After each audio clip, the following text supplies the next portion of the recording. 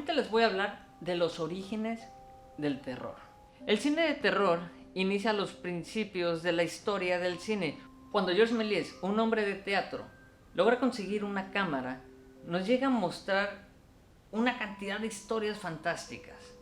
La más popular es Viaje a la Luna. No solo nos mostraban historias fantásticas, sino también nos mostraban historias donde se muestran los primeros elementos del cine del terror, aunque el terror todavía no estaba consolidado como un género, como es el caso de La Mansión del Diablo en 1896, lo cual se me hace curioso porque parece ser que ese es el primer vampiro en la historia del cine, de hecho hasta en la literatura, porque en 1897 es que se publica la historia de Drácula de Bram Stoker, y La Mansión del Diablo salió un año antes.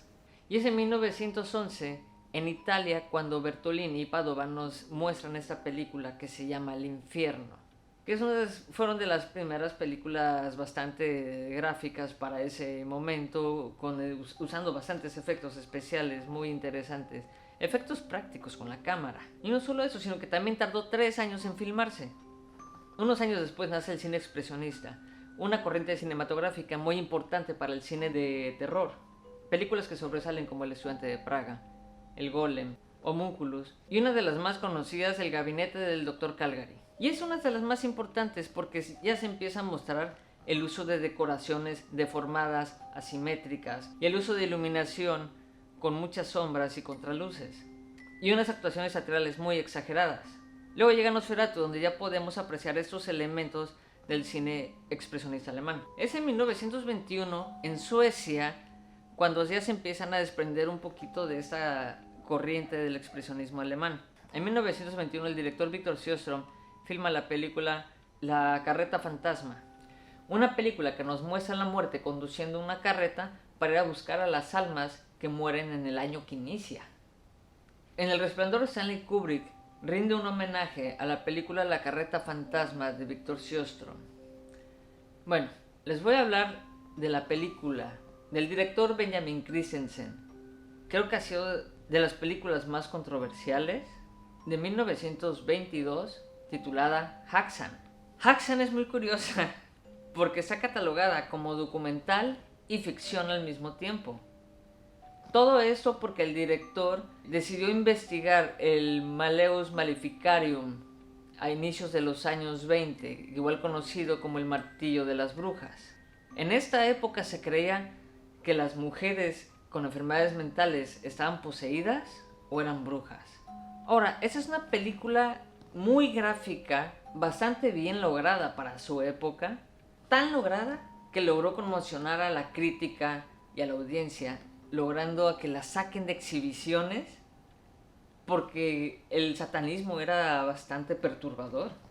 Tan perturbador que nos muestran a monjas besándole el ano a un demonio, nos muestran a Baphomet en una misa negra y nos muestran unas imágenes muy tétricas de este demonio. Esa película fue tan importante que logró influenciar a directores como Juan López Moctezuma con la película Lucarda o la película Satánico Pandemonium.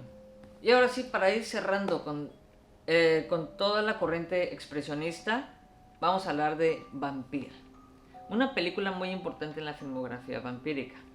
A diferencia de Vampir ya cuenta con sonido, aunque tiene muy pocos diálogos, tiene sonido ambiente. Ahora, Vampir, a diferencia de las películas que habíamos visto, ya empiezan a tener actuaciones menos teatrales, ya separándose un poco más del expresionismo alemán. Ya no empiezan a mostrar estas decoraciones deformadas, asimétricas, ya empiezan a usar más lo que son paisajes, entonces son escenarios naturales. Aparte que nos presentan a una mujer vampiro. Ahora, vámonos de Europa y vámonos a Estados Unidos, en donde estaremos hablando de los monstruos que casi todos conocemos, como son Drácula, Frankenstein, la momia, etc. Pero para hablar de esos monstruos vamos a entender qué es lo que está ocurriendo con Universal Studios. En ese entonces Universal todavía no existía. En 1912 varias productoras se fusionan y es que crean Universal Pictures. En 1923 El Jorobado de Notre Dame, la primera película de monstruos que crea Universal Studios. Lastimosamente, todas las copias de 35 milímetros que existían de esta película se perdieron, quedando solamente copias de 16 milímetros, pero Universal también perdió esos derechos. En 1925, bajo la producción de Carl Laemmle Jr. y la dirección de Rupert Julian, llevan a la pantalla El fantasma de la ópera, uno de los clásicos más grandes del cine de terror, donde empiezan a volver a retomar elementos del expresionismo alemán, trayendo de vuelta elementos como la iluminación con muchas sombras, como se puede ver en la escena cuando el fantasma se empieza a acercar a la cámara que se encuentra en contrapicada. Entonces nosotros lo estamos viendo hacia arriba y vemos esta cara terrorífica con sombras acá, haciendo que se vea mucho más perturbador. Con Carl Laemmle Jr., hijo de Carl Laemmle, nace en los 30 una época del cine de oro para todos estos monstruos de Universal, llevando a todos estos personajes a tener una gran fama en Estados Unidos. Bueno, no solo en Estados Unidos, sino a nivel mundial. Digo, ya habían películas de terror antes de estos monstruos universales, pero no eran tan conocidos como estaba ese cortometraje de 1908 de Dr. Jekyll y Mr. Hyde, o el cortometraje de 1910 de Frankenstein, donde no se muestra el Frankenstein que nosotros conocemos. Bueno, Frankenstein es el doctor, donde no se encuentra el monstruo que nosotros conocemos. Y es en 1931 cuando llega este monstruo conocido universalmente, Drácula, dirigida por Todd Browning, que un año después dirigiría Freaks. Pero vamos a enfocarnos un poquito en ese Drácula, y con la actuación de este actor emblemático del cine de terror, Bela Lugosi. Lo cual es curioso porque Bela Lugosi en ese tiempo, cuando llega a grabar la película de Drácula, él no hablaba bien el inglés, sino se aprendió los diálogos de pura memoria. And after you deliver the message, you will remember nothing, I now say. Pero ese Drácula no es como el de Bram Stoker. Este Drácula es una adaptación teatral, porque Todd Browning ya sabía lo que había ocurrido con Nosferatu y los problemas legales que habían tenido. Entonces, cuando quieren realizar esta película, iban a usar a Lon Chaney, pero lamentablemente él fallece. Y es cuando traen a Bela Lugosi a interpretar ese papel de Drácula. Ese mismo año, en 1931, se crea Frankenstein, dirigida por James Whale y protagonizada por Boris Karloff. Es aquí donde Boris Karloff adquiere mayor popularidad, ya que esa imagen que él representa de Frankenstein es la que todos conocemos actualmente y está patentada por Universal. En 1932 se filma La momia, dirigida por Carl Freund, donde todavía podemos ver toques del cine expresionista. En The Black Cat de 1934 ya tenemos a dos íconos del cine de terror clásico compartiendo pantalla: Bela Lugosi y Boris Karloff. En 1935 sale una de las películas más importantes de los monstruos de Universal, The Bride of Frankenstein.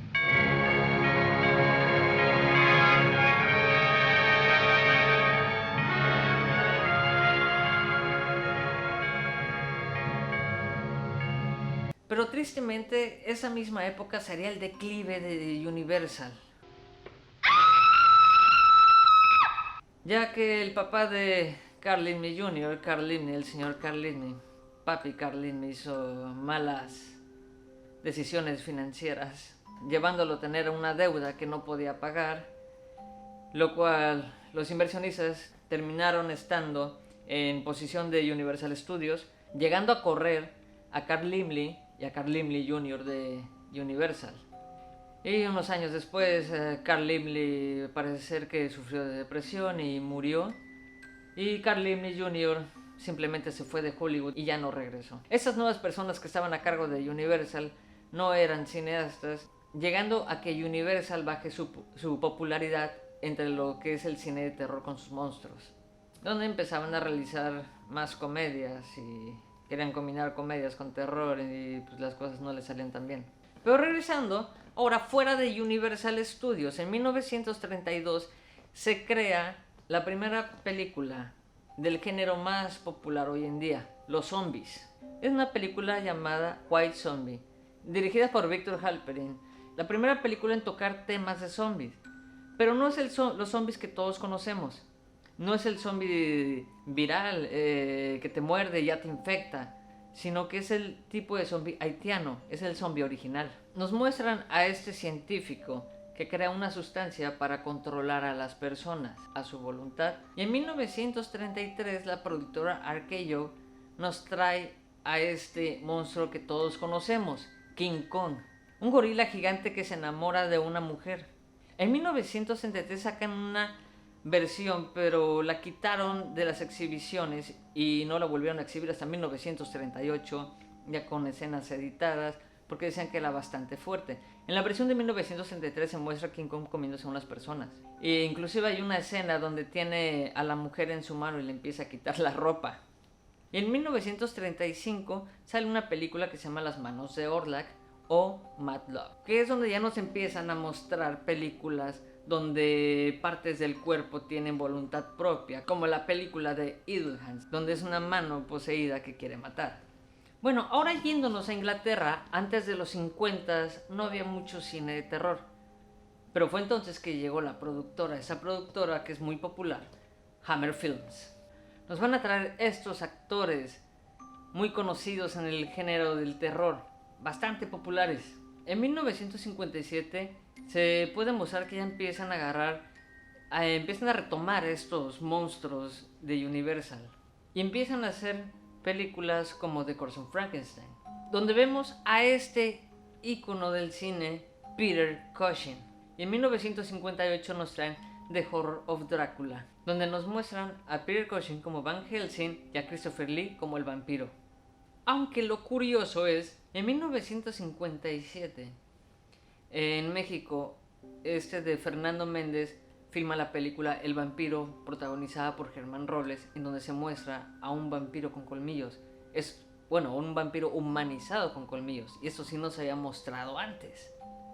Bueno, Hammer Films empieza a explotar a todos esos monstruos, no solamente Frankenstein y Drácula. Y empiezan a hacer una saga completamente de vampiros, sagas completamente de Frankenstein, sagas completamente de la momia, el hombre lobo, etcétera, ¿no? Entonces en la década de los 80 donde Hammer le empieza a ir mal, pero llega John de Mol, dueño de Endemol, y compra Hammer Films. Pero Hammer Films no vuelve a lanzar una película sino hasta 2008, que se llama Beyond the Rave. Pero no fue hasta 2010 con la película Let Me In con la que empezó a ganar mayor popularidad de nuevo.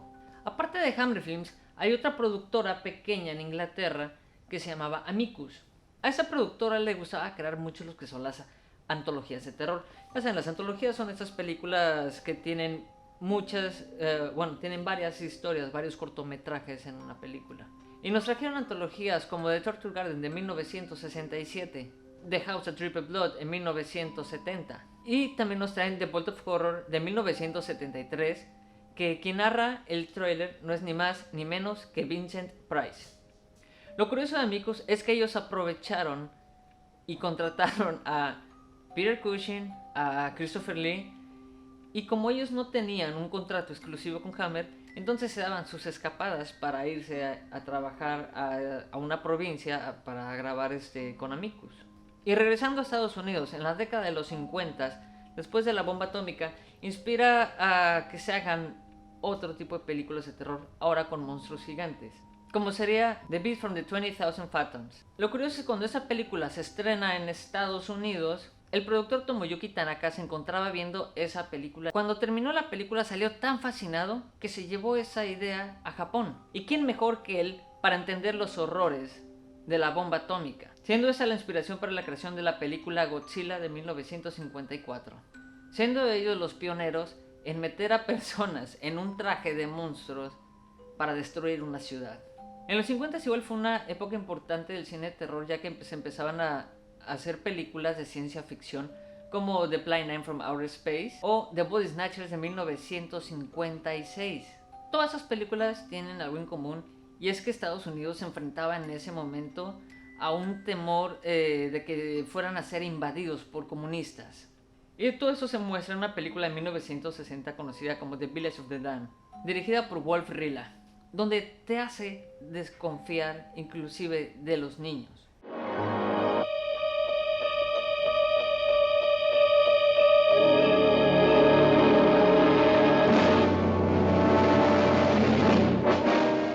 Science fiction has never imagined so strange or terrifying a story as that of the village of Midwich, England, cut off from life as we know it by some mysterious force. And later, at one and the same time, a child was born to every woman in the village. Children that grew to look like this. Beautiful youngsters behind whose fiery, hypnotic eyes lurked the demon forces of another world. They're not human. They ought to be destroyed. Forces put to such sinister use that it became a national emergency. We are gathered here as advisors, as scientists, as government experts. Have we established anything about the origins of these children? There is the possibility of the transmission of energy. Let me get this straight. You imply that these children may be the result of impulses directed towards us from somewhere in the universe. What we need is time to investigate. Are you aware of life on another planet?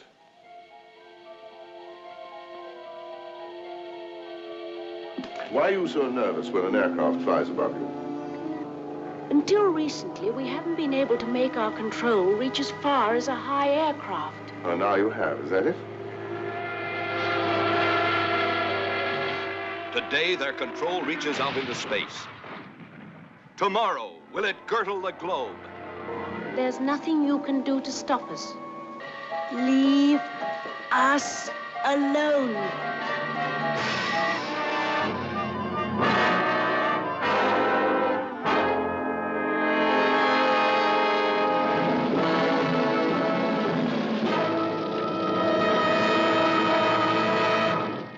Y fuera de todas esas partes de la invasión y todo eso, igual llega Roger Corman, un americano que era realmente un genio. Siendo ingeniero, su pasión por el cine lo lleva a estudiar guionismo en Oxford. Entonces regresa a Estados Unidos y nos trae joyas como The Fall of the House of Usher. Corman en 1960 nos trae The Little Shop of Horrors, una película que se grabó solamente en 60 horas, logrando ser un éxito en taquilla.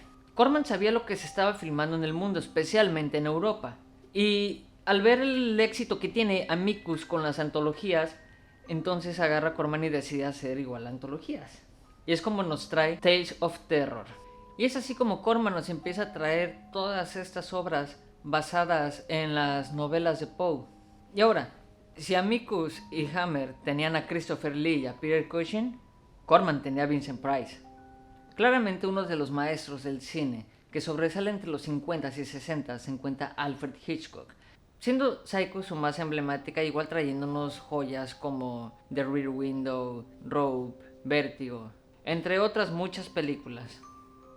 Y siendo ese director con su uso del suspenso quien inspiraría también a Mario Bava para la creación de su película The Girl Who Knew Too Much, siendo unas películas que influenciarían al slasher. En 1963 ocurre uno de los mejores accidentes que le pudo haber sucedido al cine de terror.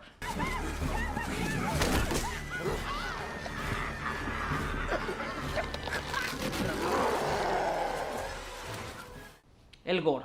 Herschel Gordon Lewis, que ya había hecho algún par de películas, cuando se encontraba de vacaciones en Miami, deciden hacer la película Blood Feast. Y es en esta película Blood Feast de 1963 donde se empieza a manejar ya la sangre como uno de los elementos principales para mostrarlo de manera más grotesca. Y es una película sobre un asesino en serie que se encarga de juntar chicas para matarlas para poder revivir a una diosa egipcia. Pero Blood Feast, la verdad, es una película para mi gusto bastante aburrida. Ya luego nos traería películas como Color Me Blood Red, A Taste of Blood, The Gruesome Twosome. De 1964, Herschel Gordon Lewis nos trae la película 2000 Maniacs, una película que lleva el gore al siguiente nivel, siendo esa la película que refuerza el gore en el cine, convirtiéndose en una película de culto. Y en 1972, Herschel Gordon Lewis se retira con la película The Gorgor Girls, una película que tiene elementos de giallo y siendo esa su película mejor elaborada. Y después de un tiempo en el retiro, regresa con la película Blood Feast 2, teniendo el mismo argumento que la primera película de Blood Feast, solo que con más gore y con un toque de comedia. Y es así como nos presentan en esta película a Herschel Gordon Lewis como el padre del gore. Ahora, en Francia, como ya habíamos dicho, Francia nos da los primeros elementos del terror, pero empiezan a retomar estos elementos hasta 1943 con la película La mano del diablo, de Maurice Turner. Pero esa no es la primera película de ese tipo. Como ya habíamos mencionado antes, estaba la película de Las manos de Orlac. En 1959, Jules Franju nos trae una joya, una de las películas más hermosas del género de terror, Eyes Without a Face. Yo no puedo evitar pensar que haya sido influenciada por El fantasma de la ópera. Y en 1959, Jean Renoir nos trae la película El testamento del Dr. Cordelier, una representación de Dr. Jekyll y Mr. Hyde. Y lo curioso de esta película es que fue hecha para televisión, no para cine. En 1968, Jean Rollin nos trae la película Lost for a Vampire, donde erotiza a la figura de la mujer vampiro con actos de lesbianismo. En 1981, el polaco Andrzej Sulawski nos trae esta película de culto llamada Posesión, una película que fue filmada en Alemania. Hay otro polaco que igual sobresalió claramente, Roman Polanski, con películas como Repulsion o El bebé de Rosemary, siendo de las más emblemáticas en lo que viene siendo el cine sobre cultos. Y en 1988, René Mansour nos trae una versión muy oscura de Mi pobre angelito, llamada 3615 Código Papá Noel.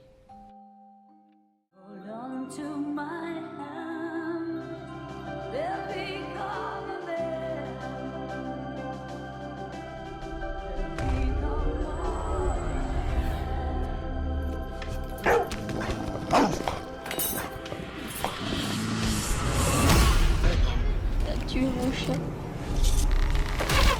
Ici, t'es chez moi. Faut regretter d'être venu.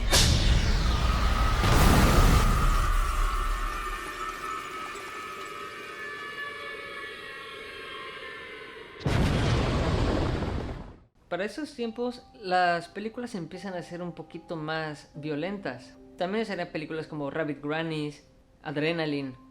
Baby Blood es una película muy interesante ya que es muy parecida al bebé de Rosemary, pero a diferencia de la obra de Roman Polanski, esta película es más violenta y con más gore.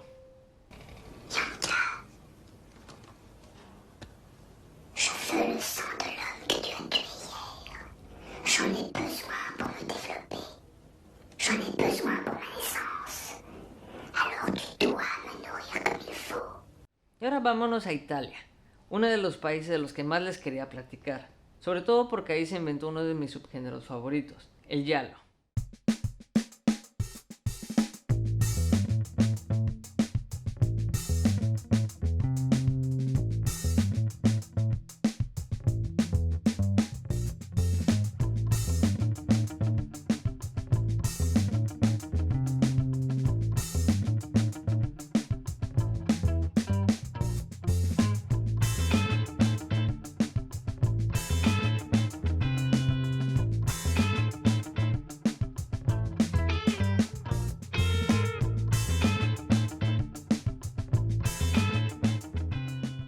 El giallo es un género italiano de películas de crímenes. Los giallos eran unas historias que venían en un libro amarillo. De hecho, giallo significa color amarillo. Y eran sobre crímenes. Y es así como se adopta este nombre para este género. Italia es de los países más importantes para el cine de terror, ya que ayudó a influenciar al slasher. Y en 1956, el género de terror nace formalmente en Italia con la película Il Vampiri, una película que nos traería a uno de los directores más importantes. Riccardo Freda dirigió esta película, pero su director de fotografía era Mario Bava. En 1960, Mario Bava nos trae La máscara del demonio, igual conocida como Black Sunday. En 1963 nos trae la película La mujer que sabía demasiado. En esa película se maneja el mismo tipo de suspenso que manejaba Hitchcock. Y es de las películas más importantes porque es la que le da el nacimiento al giallo. El giallo no existía, todavía no existía como subgénero. Y no sería hasta 1964 con la película 6 mujeres para el asesino, Blood and Black Lace, llegando a ser la primera película bajo el término giallo. Y es así como Mario Bava se convierte en el padre del giallo y una influencia muy grande para el slasher.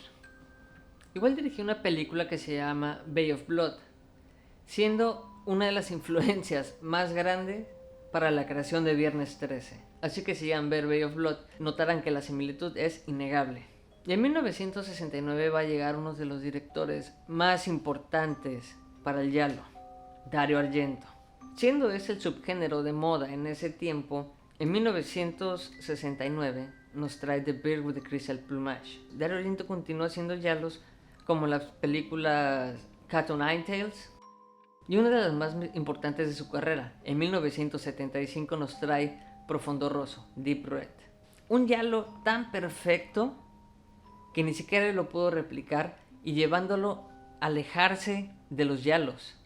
Pero en 1977 nos trae una de sus obras de arte más grandes, hermosas que existen, Suspiria. Una película con muchos encuadres simétricos, una iluminación que te hace asimilar una pesadilla. Y en 1980 Dario Argento nos trae la secuela llamada Inferno, que claramente no es la gran obra de arte que mostró en Suspiria, pero para mi parecer creo que es más entretenida. Y en el 2005 nos trae este nuevo tipo de giallo con Do You Like Hitchcock. Igual llegó a dirigir episodios de Master of Horror, como lo fue en el 2005 y en el 2006. Y en el 2012, experimentando con nueva tecnología, nos trae Drácula 3D. No solamente Dario Argento sería muy importante para el giallo y para todo ese género de terror en Italia. También está Lucio Fulci, uno de mis directores favoritos. Lucio Fulci es el director que muestra más violencia en sus películas.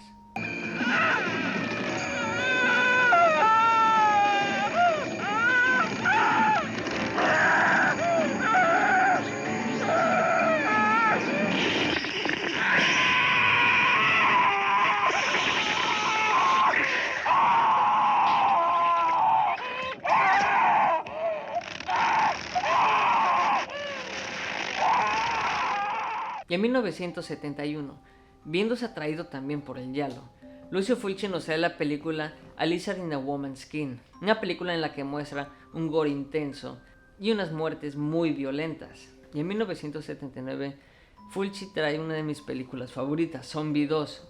Esa película se quiso tratar como una secuela de Night of the Living Dead de George A. Romero. Lucio Fulci atraviesa por unos momentos difíciles y es hasta 1990 que nos trae lo que yo creo que es una de sus películas más personales, El gato en el cerebro. Y dejando a un lado los giallos, vamos a tener uno de estos géneros que más impactarían, los caníbales.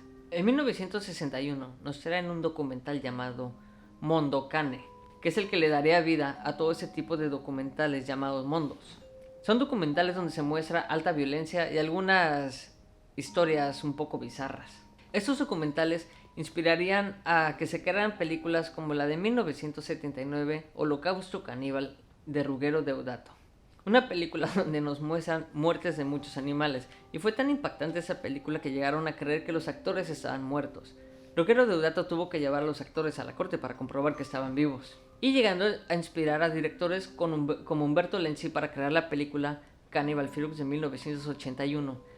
Se nota la influencia de estas películas en el director Eli Roth al realizar la película Infierno Verde. Bueno, y Cannibal Ferox igual destaca por ser una de las películas de caníbales con un gore más extremo. Y pues les voy a hablar de este director que se llama Lamberto Bava. Lamberto Bava es hijo de Mario Bava y había trabajado con Dario Argento. Lamberto Bava nos trae en 1988 la película Macabre, una película que muestra un amor necrófilo. Y en 1983 nos trae este giallo llamado A Blade in the Dark. Y en 1985 Lamberto Bava nos trae la película Demons. Originalmente esta película no iba a ser sobre demonios, sino que iba a ser sobre zombies. Pero Lamberto Bava no quería caer en el género de zombies, así que decidió hacerla sobre demonios.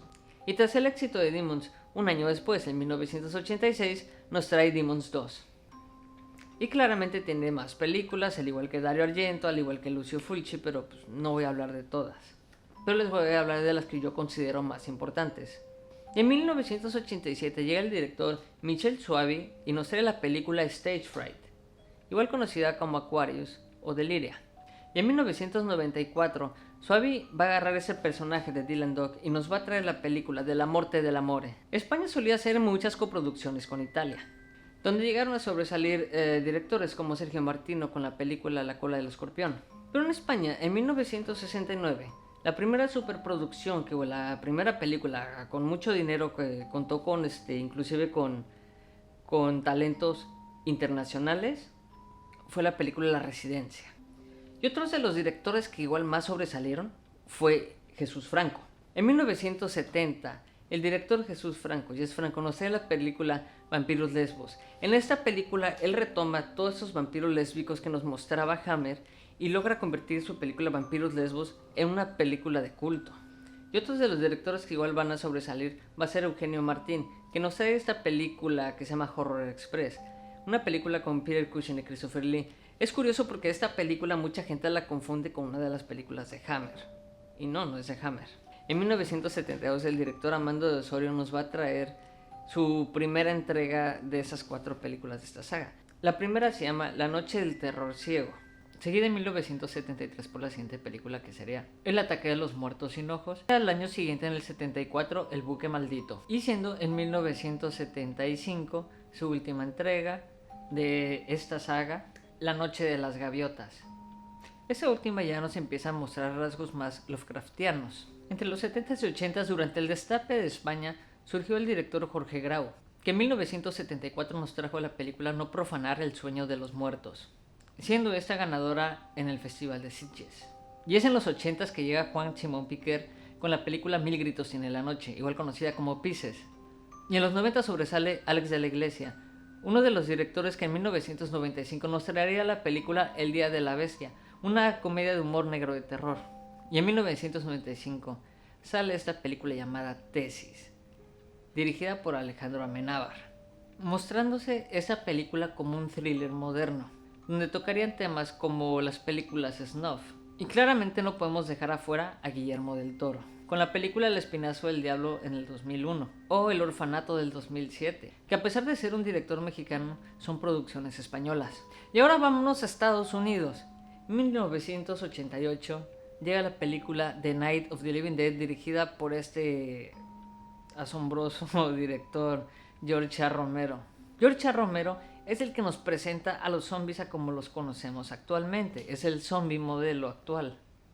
They're coming to get you, Barbara. Ya que son estos muertos vivientes que ya salen de sus tumbas, ya empiezan a morder humanos. Pero una de las cosas curiosas es que nunca sabemos por qué salieron estos zombies. Y siendo las más importantes, ya que revolucionan el género de zombies completamente. Y en 1974 llega Tobe Hooper con esta película brutal llamada Texas Chainsaw Massacre, siendo esta de las más emblemáticas en el cine de terror y claramente considerada una película de culto. En 1982 Tobe Hooper dirige la película Poltergeist, pero realmente es algo muy hablado, ya que se puede decir que la dirigió a medias porque Steven Spielberg, cuando estaba grabando E.T., se cruzaba al set de donde estaban grabando Poltergeist para meter su cuchara en la película. Como él era el productor, pues nadie le podía decir nada. Hubiera sido interesante ver qué es lo que hubiera hecho Tobe Hooper si Steven Spielberg no hubiera metido la mano en esa película, ¿no? Pero también nos traería otras películas como Eating Alive en el 77, en el 79 Salem's Lot, que está basada en una novela de Stephen King, y en 1981 con la película Funhouse. Y uno de los directores que no podemos dejar fuera es Bob Clark, ya que nos trae la película Black Christmas en 1974. Esa película es importante porque igual sería de las influencias principales para el slasher, como lo es el giallo también. Y hablando de slashers, en 1978 John Carpenter nos trae esta película que es magnífica, Halloween. Esa película es de las más emblemáticas del cine de terror, donde nos traen a Michael Myers como asesino y nos presentan a la reina de los gritos, Jamie Lee Curtis. Y en 1972 va a llegar ese director que va a marcar el cine de terror 3 veces en 3 décadas diferentes. Wes Craven, que en 1972 nos trae la película The Last House on the Left.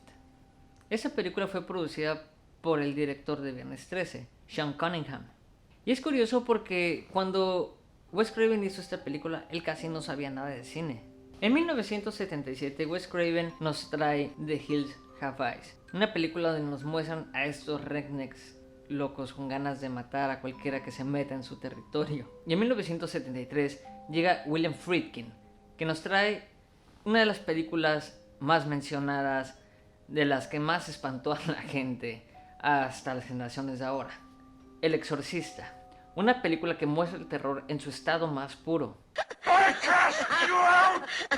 Unclean spirit! Shut up, your ass! In the name of our Lord Jesus Christ!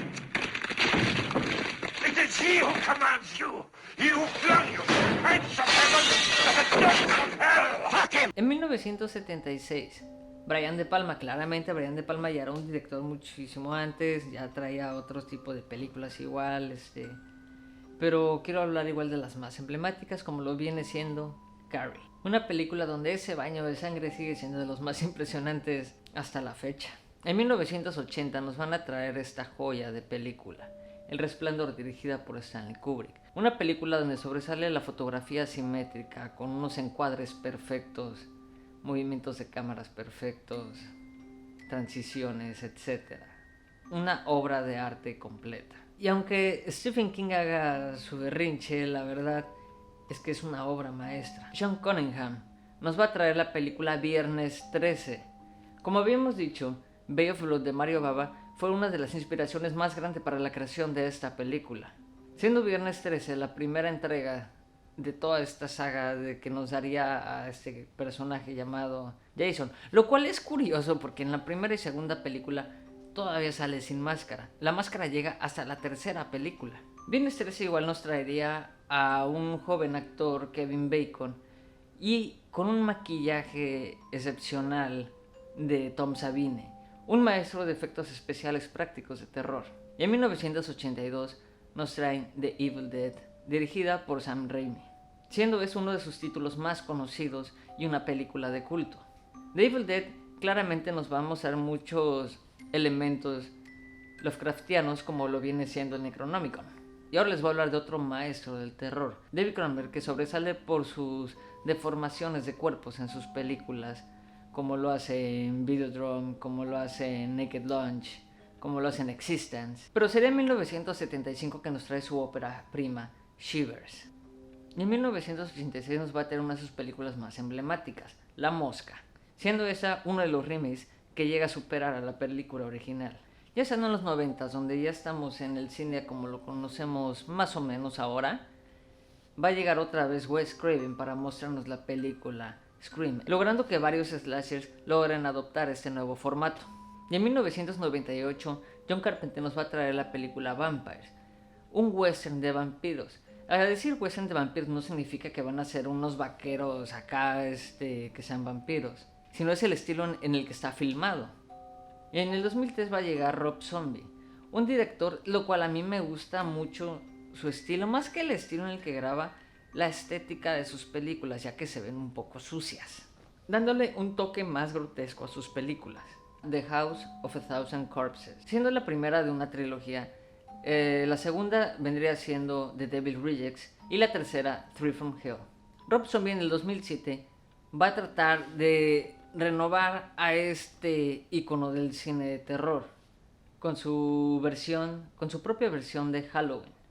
Ahora, como ya hemos hablado de Cannibal Holocaust y de cómo influyó al found footage, vamos a hablar de las películas que fue la que le empezó a dar movimiento a todo este género, La Bruja de Blair.